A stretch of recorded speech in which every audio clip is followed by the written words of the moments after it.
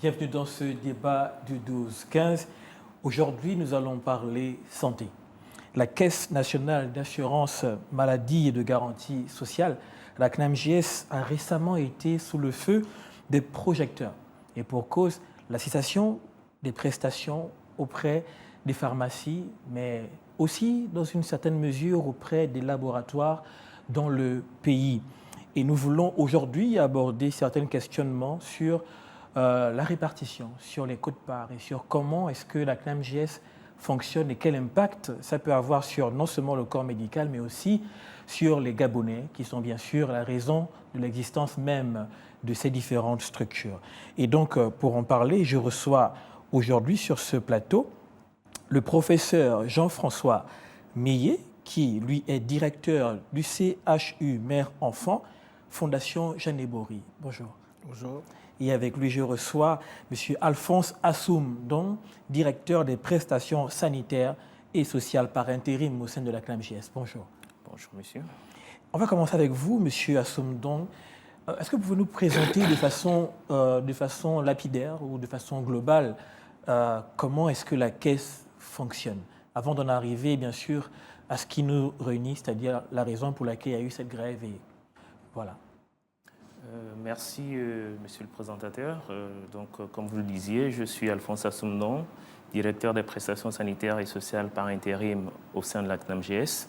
Pour ce qui concerne le fonctionnement de la Caisse, il faut rappeler que la Caisse paye les prestations qui sont dispensées à nos assurés par les structures de soins avec lesquelles nous sommes en convention. D'accord. Donc, la Caisse nationale d'assurance maladie et de garantie sociale est le garant du paiement des prestations délivrées aux assurés, à condition que ceux-ci aient été déjà préalablement immatriculés au sein de la CNAM. D'accord. Donc, il faut avoir une carte CNAMJS pour pouvoir bénéficier des prestations dans les structures conventionnées par la CNAMJS. D'accord. Pas dans toutes les structures, même si la plupart aujourd'hui sont conventionnées par la CNAMJS, mais il faut déjà au préalable avoir une convention avec la CNAMJS pour que nos assurés soient pris en charge dans ces différentes structures. D'accord. Et là, on parle des pharmacies, on parle des hôpitaux et aussi des laboratoires. On parle des structures de soins publics, qui sont des CHU, des hôpitaux et des centres de santé ou centres médicaux. On parle des hôpitaux publics militaires, notamment l'HAOBO et l'HA d'Akanda et les infirmières de garnison. On parlera aussi des structures de soins privés. D'accord. Et parmi celles-là, on trouvera effectivement les laboratoires, les polycliniques, les cliniques. Et la couverture change selon qu'on soit au public ou au privé, La couverture ne change pas en tant que telle. Ce qui change, c'est ce que le patient a payé derrière. D'accord. La CNAMJS est régie par un certain nombre de textes. Et l'un des textes sur lesquels on s'appuie pour le règlement des prestations est la nomenclature des actes professionnels de santé. D'accord. Cette nomenclature nous dit qu'est-ce qu'on doit payer pour chaque acte qui est posé sur les assurés CNAMJS. D'accord. Ce qui va changer entre le public et le privé, c'est qu'au niveau du privé, il y a ce qu'on appelle dépassement d'honoraires qui est cette fois-ci supporté par l'assuré en totalité. D'accord. Les passements de relais. Avant qu'on avance, est-ce qu'on peut expliquer c'est quoi les passements de relais? Ça veut dire qu'au niveau, par exemple, de ce qui est des consultations des médecins spécialistes, je prendrai le cas des médecins spécialistes, la nomenclature dit... Si on prend le cas, par exemple, des médecins comme le professeur Meillet, dans le domaine je prends le cas du professeur pédiatrique. Voilà. La consultation d'un professeur dans un CHU est facturée à 12 000 francs. D'accord. Sur les 12 000, la CNAMJS va prendre en charge 80%, qui tourne autour de 9 000 et poussières. Le patient paye le différentiel, donc les 20%. Ce qui arrive, c'est que si le patient, volontairement ou involontairement, se retrouve dans une structure de soins privés, le montant de la consultation du professeur Meillet va différer. Et donc, à ce niveau, on aura 12 000, on monte à 20 000, on monte à 20 000, on peut monter à 25 000. D'accord. Et donc, cette différence de tarif ou de prix est supportée uniquement par le patient.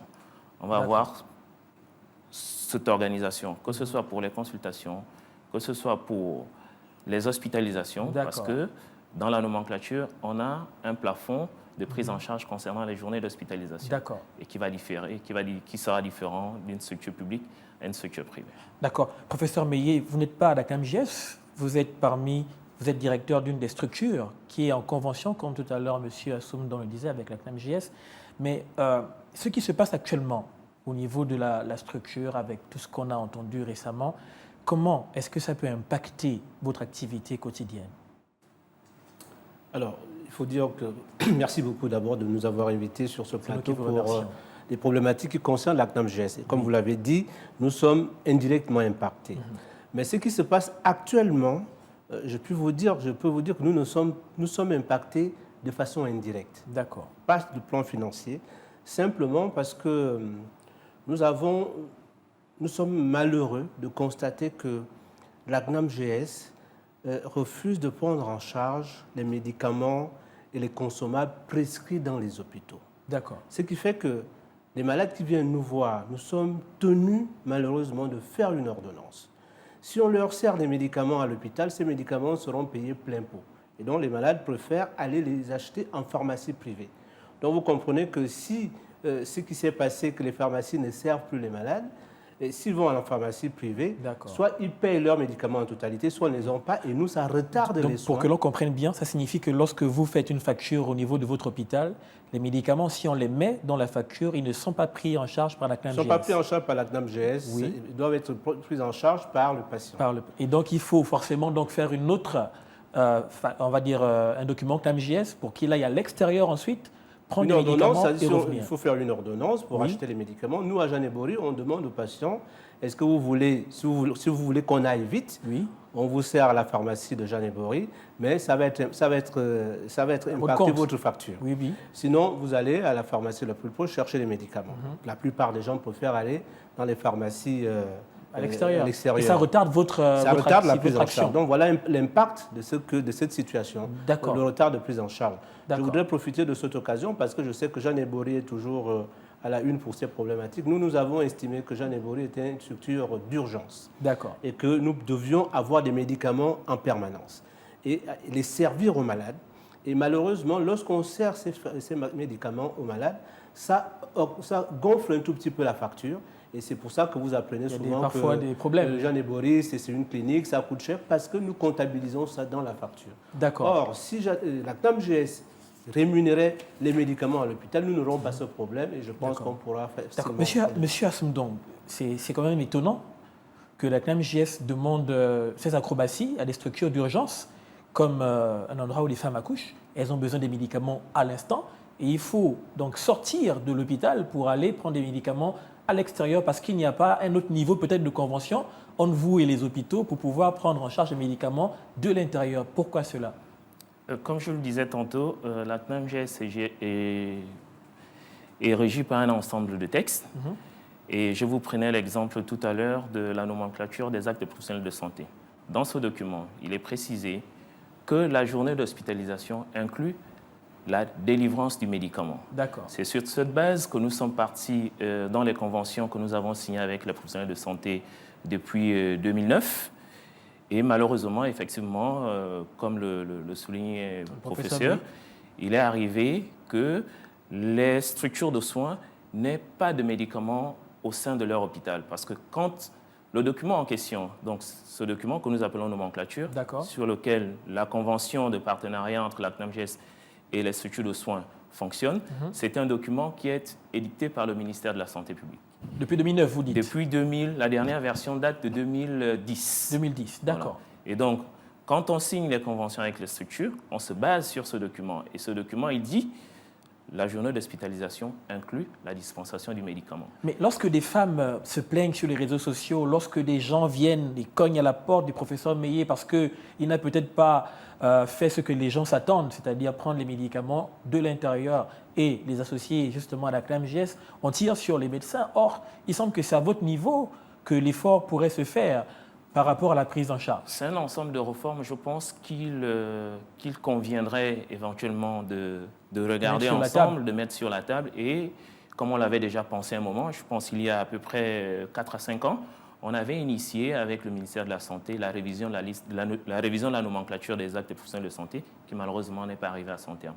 Et au cours de ces ateliers qu'on avait déjà commencés, les professionnels de santé, notamment les praticiens, avaient déjà soulevé cette problématique du médicament qui ne peut pas être disponibilisé au lit du malade pour la simple raison que dans la convention, qui est d'actualité, La CNAMGS n'avait pas, ou du moins on n'avait pas prévu, que le médicament soit servi en dehors du forfait 15 ans hospitalisation. Ça fait 15 ans. 15 ans avec toutes les plaintes qu'il y a eu, des ministères qui se sont succédés, une transition qui est en cours. À quel niveau on en est pour pouvoir justement, sur ce point, avant qu'on avance, sur ce point, à quel niveau on en est pour pouvoir permettre à ce que ce soit changé? Sur ce point, à quel niveau on en est, je pourrais vous dire qu'on est au niveau éventuellement de la reprise des réflexions. La CNAMGS a reçu, avec la nouvelle équipe dirigeante qui a été installée le week-end, la CNAMGS a reçu un ensemble de partenaires avec lesquels nous travaillons, notamment les pharmaciens. D'accord. Et avec eux, nous allons entamer une réflexion sur l'intégration ou la disponibilisation de ces produits au niveau des hôpitaux, avec le concours éventuellement derrière de l'office pharmaceutique. Je veux votre réaction justement par rapport, là on parle des hôpitaux, mais par rapport aux laboratoires qui eux aussi se plaignent du fait que, qu'ils n'ont pas forcément reçu ce qui leur est dû de la part de la CNAMGS. Qu'est-ce qui se passe de ce côté? On va dire là, on est en fin d'exercice. Généralement, ce qui se passe, c'est qu'en fin d'année, nous avons des réconciliations que nous allons entamer là avec l'ensemble de nos partenaires pour pouvoir effectivement caler la dette réelle que nous avons vis-à-vis de nos partenaires. On a des chiffres par rapport à cette dette? Il y a des chiffres? Oui, il y a des chiffres, mais qui sont à affiner, sur lesquels on pourra communiquer plus tard. D'accord, espérons. Donc, on va avancer avec vous. Oui, je voudrais rebondir sur cette problématique. Vous savez que c'est tellement important. Je suis à titre personnel très étonné parce que depuis des années, je me bats auprès d'un certain nombre auprès de la CNAMGS pour leur faire comprendre de la nécessité de bien réfléchir sur la prise en charge des malades à l'hôpital. La santé, c'est notre première richesse. Justement, nous avions constaté ces anomalies. On ne peut pas demander une journée d'hospitalisation qui est de 20 000 francs pour laquelle la CNAMGS va payer 16 000 francs, de dire que sur cette journée, on peut fournir l'ensemble des médicaments. On a posé ces problèmes depuis longtemps sur le tapis. Je me suis souvent étonné qu'il n'y ait pas de réaction. C'est vrai qu'il a failli y avoir une réaction parce que nous avons expérimenté cette procédé que la CNAMGS paie les médicaments fournis à Janébori en 2023. Et ça a bien marché. Malheureusement, ça n'a pas duré ces derniers temps. Et ce qui me frustre personnellement, c'est de constater qu'en même temps, nous avons quand même une structure privée qui a une pharmacie incorporée et donc pour laquelle il bénéficie de ces avantages parce que la pharmacie qui est dans la structure privée, ses médicaments sont payés, ce qui fait que les malades, les patients qui sont là-bas ne parcourent pas des kilomètres pour pouvoir le faire. Vous devriez citer quelle structure privée? Chambrier, par exemple. Chambrier, par exemple, a une pharmacie. Bien sûr, sur le plan administratif, on a peut-être dissocié les deux, mais je dis... Mais dans les faits, la pharmacie était incorporée dans la clinique. Pris en charge par la CNAMGS. Pris en charge par la CNAMGS. D'accord. Or, la CNAMGS gagnerait à payer les médicaments à l'hôpital. Pourquoi? Parce que pour les patients, ça va d'abord faciliter la vie des patients pour que, notamment ou à n'importe quelle heure, qu'on quitte l'hôpital pour pouvoir aller acheter les médicaments. Et surtout qu'à l'hôpital, le médicament reviendrait moins cher à la CNAMGS que d'aller prendre ça en pharmacie privée. Je sais que les pharmacies privées avaient posé le problème d'une certaine concurrence, mais nous faisons des médicaments hospitaliers. Et je pense que la CNAMGS, et je voudrais le rappeler, est d'abord une structure de l'État qui est dans la première mission, dans l'une des missions. Moi, je lui attribue 2 missions. La première mission, c'est de recouvrir l'argent nécessaire au paiement de soins. Et la deuxième mission, c'est de financer l'hôpital, en commençant par l'hôpital public, par le biais de la prestation. Si la CNAMGS payait la prestation, nous n'aurons pas tous ces problèmes que subissent la population aujourd'hui. D'accord, M. Assoum, donc là, il y a ce point sur lequel vous devriez répondre par rapport à la clinique Chambrier et peut-être d'autres structures qui, donc, de façon unilatérale, bénéficient d'un avantage dans leur pharmacie, contrairement à d'autres. Est-ce qu'il y a une convention particulière signée avec elles et pas avec les autres? Je ne vais peut-être pas dire de façon unilatérale, je ne vais pas abonder dans votre sens. Oui. Ce que je sais, c'est que nous avons une convention avec la polyclinique Chambrier. Pourquoi pas avec toutes les autres? Non, nous avons une convention de prestations médicales avec la polyclinique Chambrier. D'accord. Les médicaments qui sont servis à nos patients ne le sont pas dans le cadre de cette convention. La convention, elle est avec la polyclinique Chambrier, pour laquelle nous payons les prestations, les consultations, les examens, les hospitalisations et même les hémodialyses. Mais les autres docteurs, les autres structures peuvent se sentir lésées? Non, ce que je dis, c'est que le médicament qui est mis à disposition de nos malades au niveau de la polyclinique Chambrier, sauf à me tromper, n'est pas pris en charge par la CNAMGS. Ah, d'accord. Donc, on va vérifier ça certainement après cette émission. Moi, je sais que c'est pris en charge. Je pense qu'il ne faut pas... C'est un problème sérieux, M. Assounou. Nous devons être lucides. Aujourd'hui, le problème est de résoudre le problème de santé. Nous, les professionnels de santé, nous sommes frustrés de ne pas pouvoir être à la hauteur d'offrir les soins nécessaires aux patients. Malheureusement, les gens tirent sur nous. Moi, je prends ça sur moi. Je suis très à l'aise dans ces problématiques parce que je sais qu'à Jeanne Ebori, on parle toujours de Jeanne Ebori, mais c'est parce qu'on met un peu de rigueur. C'est cette rigueur que les gens se plaignent. Je pense que les autorités politiques ont fait des enquêtes pour savoir que nous sommes en train de vouloir faire quelque chose de bien qui a un impact malheureusement sur les populations. Et je les comprends, ces populations-là. Parce que malheureusement aussi, la population ne sait pas que l'assurance, la CNAMGS est une assurance participative. C'est-à-dire pour bénéficier de cette assurance, il faut cotiser.